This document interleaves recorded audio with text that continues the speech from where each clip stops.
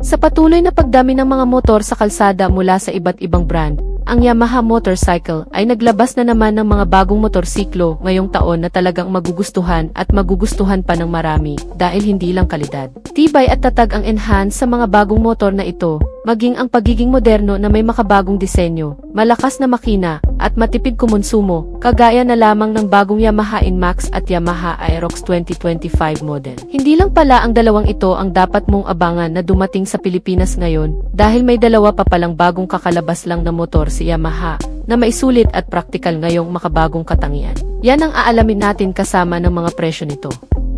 Pero bago yan syempre, kung bago ka pa lamang po dito sa ating channel, ay huwag kalimutang pindutin ang subscribe button pati na ang notification bell para naman ma-update kita lagi sa ating latest video upload. 2021 nung unang inilabas sa Pilipinas ang pinakabagong Mio scooter ng Yamaha Mio Gear. Ito ay mas naging popular dahil sa pagiging mas advanced at matipid nito kumpara sa ilang mga naunang Mio scooter ng Japanese motorcycle. Maraming dalang gamit at mas practical pa na klase. Kaya ngayong taon ay nagkaroon muli ng pinakabagong pag-re-update sa commuter na ito, gaya ng pagkakaroon nito ng bagong multi-purpose rear handle na pwedeng hawakan at pwede ring pagtalian ng mga gamit. Mas malapad at maluwang na rin ang seat na may anti-cramp, maluwag na legroom space, at may anti-cramp din na perpekto para mas komportableng sakyan at lagyan ng mga gamit. At may kasama pa itong practical na double hook na pinapadali ang pagdala ng mas maraming gamit, dahil dito ay pwede mo lamang isabit din dito. Meron pang tapakan ng mga bata para sa komportableng pag-upo. May makabagong smartphone connectivity features na rin itong modelo na mas practical pa. Ang WayConnect system na kung saan dito ay maaari mong tingnan ang kondisyon ng iyong motorsiklo, lokasyon ng paradahan, at makakuha ng notifikasyon sa mensahe ng mga telepono o cellphone.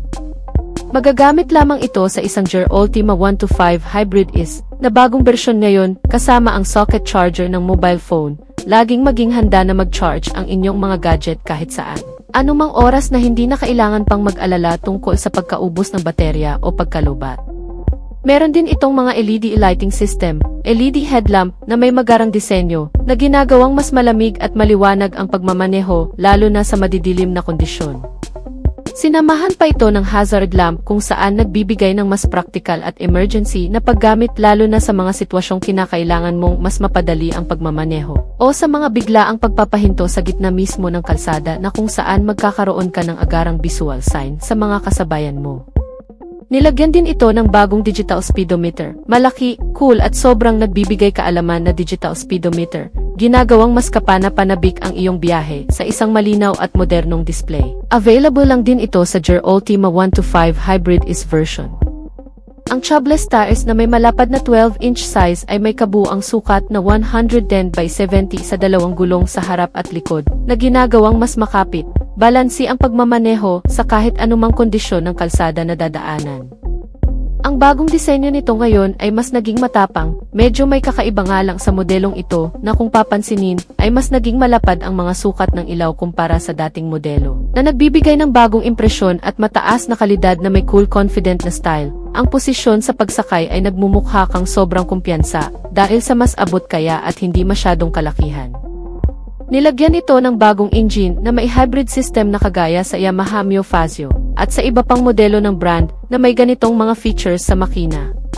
Ito ay may Blue Core Hybrid 125cc engine na mas malakas na raw ngayon kumpara sa dati. Environmental friendly at maaasahan kasama ang electric power assist start na ginawang mas maayos at mas matatag ang acceleration lalo na kapag umaakyat ito sa matatarik na kalsada, kaya maging sa mga ahonan ay hindi ka mapag-iiwanan. Meron itong malaking fuel tank ngayon na 5.1 liters. Mas maganda ito ngayon lalo na sa mga long ride dahil mas tatagal ang paggamit mo at napakatipid nito kumonsumo ng gasolina ngayon. Sa dating average fuel consumption nito na 45 km per liter, ngayon ay aabot pa raw ito ng 50 km per liter o mas higit pa. Bukod pa riyan itong bagong Yamaha Mio Ultima 125 Hybrid 2025 model ay nilagyan din ng idling stop and start system na kung saan higit na makatitipid pa sa konsumo ng gasolina at mas sopistikado. Automatikong namamatay ang makina kapag huminto at nagsisimula muli sa pamamagitan lamang ng pag-ikot ng gas. Magagamit lamang din ito sa Gear Ultima 125 Hybrid is nila. Nilagyan din ito ng 18.6 liters na hugis bowl na underseat compartment na kasyang-kasya ang helmet at iba pang gamit. Ang pinakamalaki sa klase nito ay sobrang praktikal dahil marami kang maikakarga dito. Itong Yamaha Mio Gear Ultima 125, pagdating sa kabuuang detalye ng makina, ito ay naka-liquid cooled, 4-stroke, single overhead cam, na may bore and stroke size na 52.4mm by 57.9mm. May kabuuang displacement na 124.86 cubic centimeter, na kayang gumawa ng hanggang sa 6.2 kilowatts sa kada 6,500 RPM, at maximum torque na 10.6 Nm sa kada 4,500 RPM, may fuel supply system na injected, isang city-type transmission na may V-belt lubricant, at starting system na electric. Pagdating sa chassis and suspensions, meron itong underbone body frame na may kasamang telescopic fork front suspensions at unit swing arm, single-sided shock absorber. Ang kabuuang sukat ng gulong nito ay nasa 110 by 70 by 12 sa harap at likod, nilagyan ng disc brake sa front at drum brake naman sa likuran. Habang ang kabuuang sukat nito, pagdating sa haba ay nasa 1,850mm, may lapad ito na 685mm at taas na 1,075mm. Ang wheelbase size nito ay nasa 1,280mm.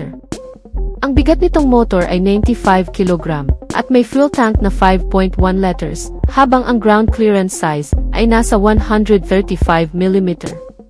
Ang seating height nito ay nasa 750mm at may dalawang klaseng kulay na pagpipilian, ang dark gray at silver color. Ito'y kasalukuyang kalalabas pa lamang sa bansang Indonesia na nagre-range sa estimated price mula sa 79,000 pesos hanggang sa 84,000 pesos kung sakaling dadalhin na sa Pilipinas. So yan na muna ang ating latest news and update mga ka-Wizard Moto. At kung bago ka pa lang sa ating YouTube channel, ay huwag kalimutang mag-subscribe. Sa ating mga solid subscriber ay maraming salamat sa inyong walang sawang pagsuporta. Antabayanan lang ang ating susunod na video upload. Ride safe and God bless as always.